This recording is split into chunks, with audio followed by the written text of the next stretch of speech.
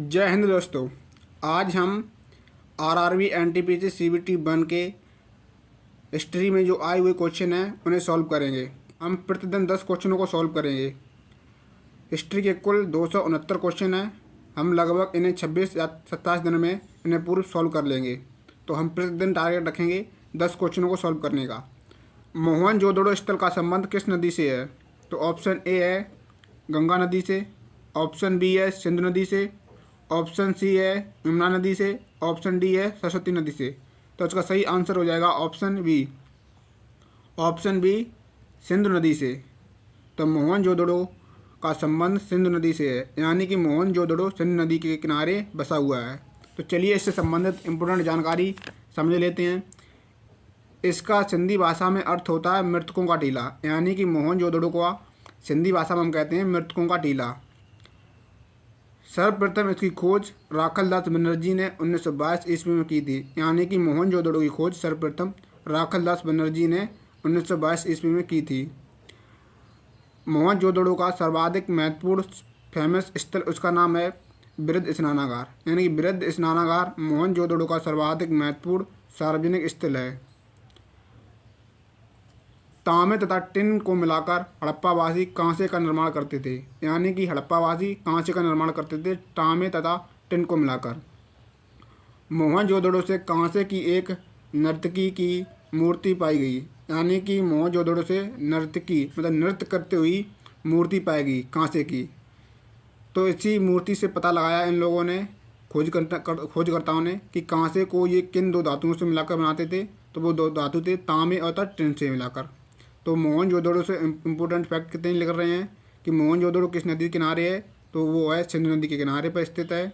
और यहाँ पर सबसे फेमस स्थल कौन सा है? वो है बृहद स्नानागार। अगला क्वेश्चन है, किस युद्ध के बाद अशोक ने बौद्ध धर्म अपनाया था? यानी कि अशोक ने बौद्ध धर्म अपनाया था, यानी कि उससे पहले वो किसी अन्य धर्म को अपनाता था। तो प्रथम ऑप्शन है पानीपत का युद्ध, ऑप्शन बी है कलिंग का युद्ध, ऑप्शन सी है तक्षशिला का युद्ध, ऑप्शन डी में भी लिखा है तक्षशिला का युद्ध। तो इसका सही आंसर हो जाएगा option B. Option B Kalinga के युद्ध में। तो कलिंग के युद्ध के बाद में अशोक ने बौद्ध धर्म अपनाया था। तो चलिए इससे भी संबंधित इम्पोर्टेंट फैक्ट जानकारी को समझ लेते हैं। अशोक का शासनकाल है 273 ईसा पूर्व से लेकर के 232 ईसा पूर्व। अशोक बिंदुसार का पुत्र था। अशोक का वास्तविक राज्याभिषेक 269 ईस्वी में हुआ था, ईसा पूर्व हुआ था। इससे पहले अशोक उज्जैन का राज्यपाल हुआ करता था, यानी कि अशोक राजा बनने से पहले उज्जैन का राज्यपाल था। अशोक ने अपने राज्याभिषेक के 8वें वर्ष बाद 261 ईसा पूर्व में कलिंग पर आक्रमण किया था और कलिंग की राजधानी तोसली पर अधिकार कर लिया। यानी कि कलिंग पर आक्रमण किया था, वहाँ की राजधानी कौन सी थी? उसकी राजधानी थी तोसली। यह वर्तमान उड़ीसा के दक्षिण भाग में स्थित है, यानी कि वर्तमान में कहाँ पड़ता है कलिंग? वो उड़ीसा के दक्षिण भाग में पड़ता है। अशोक के 13वें अभिलेख से कलिंग युद्ध के बारे में विस्तृत जानकारी मिलती है। अगर आपको कलिंग युद्ध के बारे में जानकारी देखनी है तो आपको अशोक के 13वें अभिलेख को पढ़ना पड़ेगा। तो आपको ये ध्यान रखना है, ये क्वेश्चन जीडी में पूछा गया है, कितने वर्षों के बाद कलिंग पर आक्रमण किया था अपने राज्याभिषेक के कितने वर्षों के बाद? तो उसने 8 वर्षों के बाद में, राज्याभिषेक के 8 वर्षों के बाद में कलिंग पर आक्रमण किया था, वो 261 ईसा पूर्व में। निम्नलिखित में से कौन सा सुधारक ब्रिटिश भारत से संबंधित नहीं है? तो यानी कि इसमें कौन सा भारत जो संबंधित है, जो ब्रिटिश भारत से संबंधित नहीं था? अब यानी कि यहाँ पे लिखा है ब्रिटिश भारत, तो आपको कन्फ्यूजन नहीं होना है। ब्रिटिश भारत मतलब क्या? जैसे कि गुलाम थे तो ब्रिटिश के थे, इंग्लैंड के गुलाम थे। तो उस समय आज़ादी से पहले हमारा देश क्या कहलाता था? ब्रिटिश भारत। तो उसी को ध्यान में रख के ये क्वेश्चन बनाया गया है। प्रथम ऑप्शन है स्वामी विवेकानंद, ऑप्शन बी है आर्यभट्ट, ऑप्शन सी है राजा राम मोहन राय, ऑप्शन डी है बाल गंगाधर तिलक। तो उसका सही आंसर हो जाएगा option B. Option B Aryabhata. तो आर्यभट्ट थे वो ब्रिटिश भारत से संबंधित नहीं थे, यानी कि आर्यभट्ट थे वो चंद्रगुप्त द्वितीय के समकालीन थे। तो चलिए इससे संबंधित इंपोर्टेंट फैक्ट भी देख लेते हैं। आर्यभट्ट चंद्रगुप्त द्वितीय के समकालीन थे। गुप्त काल में सबसे अधिक प्रगति गणित एवं ज्योतिषी के क्षेत्र में हुई। आर्यभट्ट इस काल के सबसे महान वैज्ञानिक, गणितज्ञ एवं खगोल शास्त्री थे। आर्यभट्ट ने प्रमाणित किया कि पृथ्वी गोल है, यानी कि किसने प्रमाणित किया था कि पृथ्वी गोल है? तो वो इंडियन थे आर्यभट्ट, और वह अपनी धुरी पर घूमती है, यानी कि पृथ्वी अपनी धुरी पर घूमती है। शून्य की खोज भी आर्यभट्ट ने की थी। तो आर्यभट्ट ने क्या क्या सिद्धांत दिए थे? पृथ्वी गोल है, पृथ्वी अपनी धुरी पर घूमती है, और शून्य का भी खोज किसने की थी? आर्यभट्ट ने की थी। आर्यभट्ट द्वारा वर्गमूल घनमूल निकालने की विधि तथा ज्या सिद्धांत दिया गया था। तो अगला क्वेश्चन है, किस यूनानी राजदूत ने चंद्रगुप्त मौर्य के दरबार में दौरा किया था? तो प्रथम ऑप्शन है मैग्नेस्टीज, ऑप्शन बी है टॉलमी, ऑप्शन सी है स्ट्रैबो, ऑप्शन डी है प्लिनी। तो इसका सही आंसर हो जाएगा ऑप्शन ए मैग्नेस्टीज। चंद्रगुप्त मौर्य ने तात्कालिक यूनानी शासक सेल्यूकस निकेटर को पराजित किया। संधि हो जाने के पश्चात सेल्यूकस ने चंद्रगुप्त से 500 हाथी लेकर बदले में एरिया मतलब कि हेरात, अराकोसिया मतलब कि कंधार, जेडोसिया मतलब कि बलूचिस्तान एवं पेरीपेदनसाई काबुल के क्षेत्र को कुछ भागों में सौंप और अपनी पुत्री हेलेना का विवाह चंद्रगुप्त से कर दिया।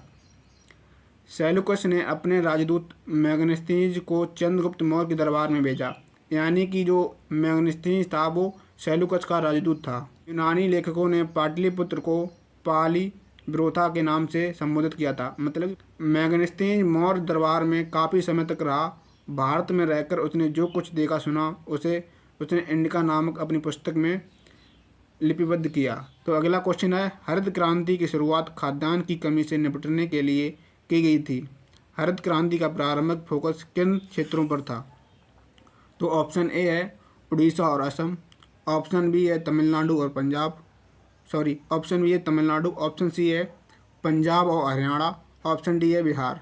तो इसका सही आंसर हो जाएगा ऑप्शन सी पंजाब और हरियाणा के क्षेत्र में हरित क्रांति की शुरुआत खाद्यान्नों की कमी से निपटने के लिए हरित क्रांति का प्रारंभिक फोकस पंजाब और हरियाणा के क्षेत्र पर था। प्रार्थना समाज की स्थापना किसने की थी?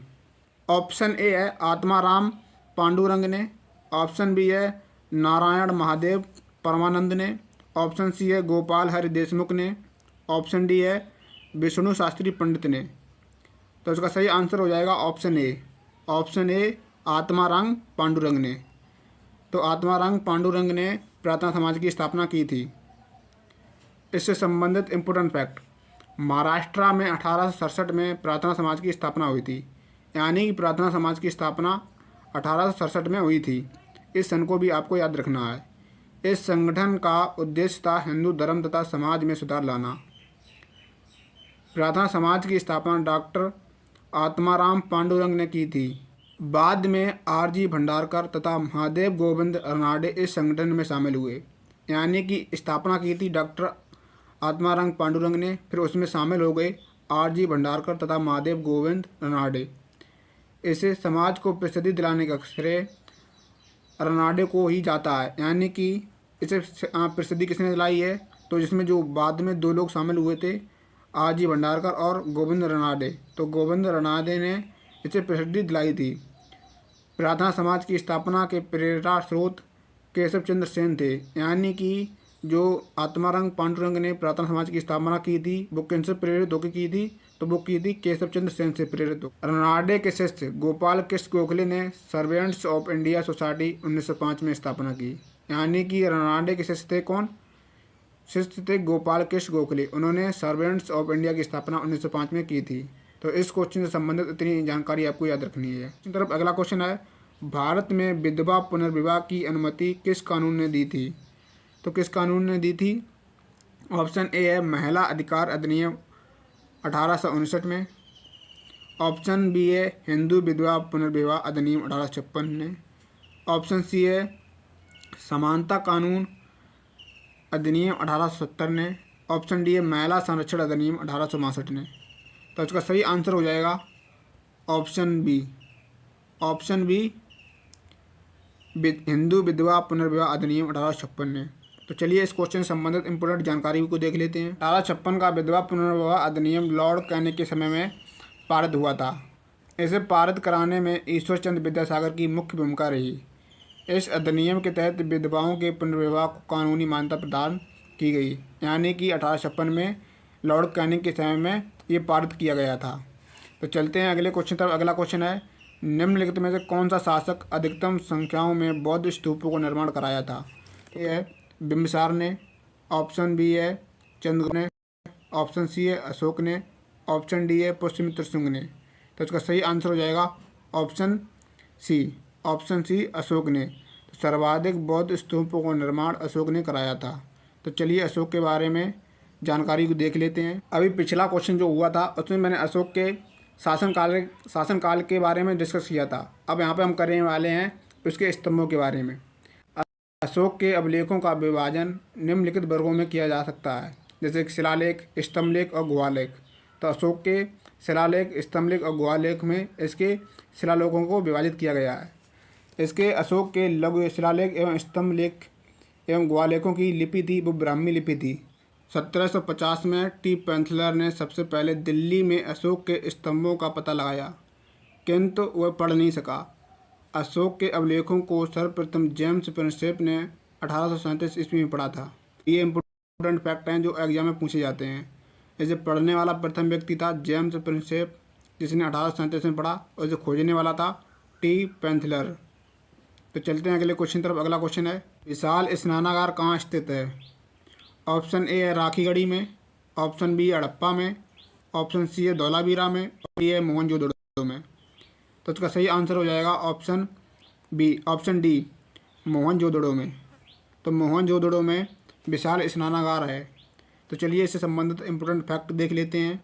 मोहनजोदड़ो में अन्य प्रमुख स्थल वृद्ध स्नानागार, मातृ देवी की मूर्ति, कांसे की नर्तकी की मूर्ति, राज मुद्रांक, मुद्रा पर अंकित पशुपतिनाथ की मूर्ति, सूती कपड़ा, हाथी का कपाल खंड, घोड़े के दांत एवं गीली मिट्टी के दिए के साक्ष्य, गले हुए तांबे के साक्ष्य, सिपी की बनी हुई पटरी तथा मिट्टियों का तराजू, सबसे बड़ी ईंट का साक्ष्य। तो आपको याद रखना है जितनी भी मूर्तियाँ मिली हैं वो मोहनजोदड़ो में मिली हैं। और इम्पोर्टेंट फैक्ट इसमें दो ही हैं, वृद्ध स्नानागार और डांस करती हुई मूर्ति। तो चलिए अगले क्वेश्चन को देखते हैं। अगला क्वेश्चन है औपनिवेशिक शासन के दौरान खाद्य फसलों की तुलना में वाणिज्य फसलों को प्राथमिकता दी गई थी। निम्नलिखित में से कौन सा ब्रिटिश द्वारा प्रचलित वाणिज्य फसल का उदाहरण है? तो ऑप्शन ए है बाजरा, ऑप्शन बी है नील, ऑप्शन सी है गेहूँ, ऑप्शन डी है चावल। यहाँ पे सही आंसर हो जाएगा इसका option B, option B Neil की खेती। तो नील की खेती औपनिवेशिक शासन के दौरान खाद्य की तुलना में वाणिज्य फसलों की प्राथमिकता दी गई थी। यानी कि इन लोगों ने खाद्य फसलों को इतना महत्व नहीं दिया था जितना कि वाणिज्य फसलों को दिया था, क्योंकि वाणिज्य फसलों से ये उद्योग करते थे। जैसे नील की खेती प्रति 3 एकड़ पर कराते थे। तो औपनिवेशिक का मतलब है कि ब्रिटिश भारत के दौरान। तो 10 क्वेश्चनों को मैंने सॉल्व किया है और इन क्वेश्चनों से संबंधित इंपॉर्टेंट जानकारी भी दी है।